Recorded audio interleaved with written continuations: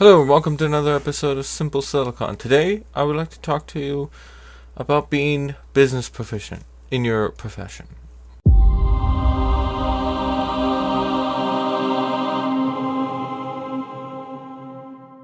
When you're out and about in the business environment, it's very good to not only be technically proficient in what you're doing, but proficient in the business side of things.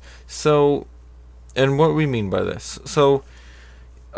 If you are a person who is only technically proficient, in whatever degree it is, that may not be enough to get you ahead in the business. In the technology field, let's say,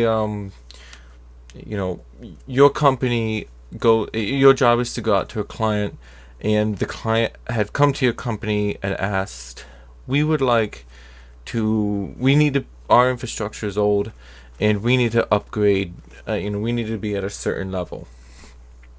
So you may have to go out there and speak to these individuals, and using your technical skills, you can assess the situation. But using business skills, you'll need to be able to write up a report and write it in such a way that many people can understand it. Someone who's technically inclined may not be the only people who read this report. You have to know how to communicate with the clients in a polite and respectful way. You need to be mindful of who the client is, how you talk to them. These are business skills that aren't necessarily a part of a technical degree, unless your degree program required a few business courses. But if it didn't, I highly recommend you find a way to get these skills. Maybe take a few classes, or if you have enough common sense, you can look online and see what other people have said about how to do some minor business stuff. And it also makes you more valuable. If you're a person who's technically inclined but doesn't have any business skills, most likely you will never be offered a managerial or a supervisorial position, because those things are required of those positions. You need to have a business skills.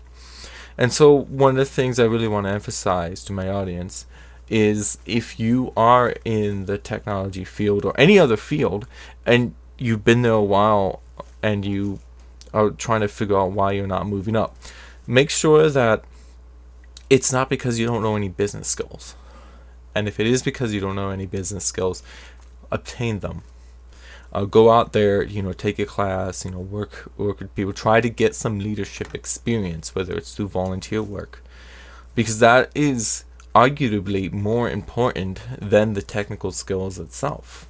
People can be taught technical skills fairly easily. So if you have a master's degree or something in business, you can be taught how to pull data from a database, how to ask questions, swap out a hard drive, reset a password. But if you're just a person with technical skills who doesn't really know any business side of things, you might not be valuable to the company, to the point where you might get laid off.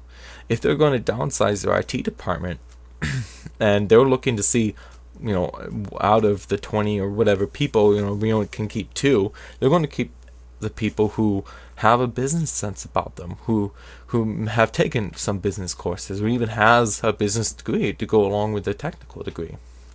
So it's really important that as an individual, you make sure that you can do the business side of things.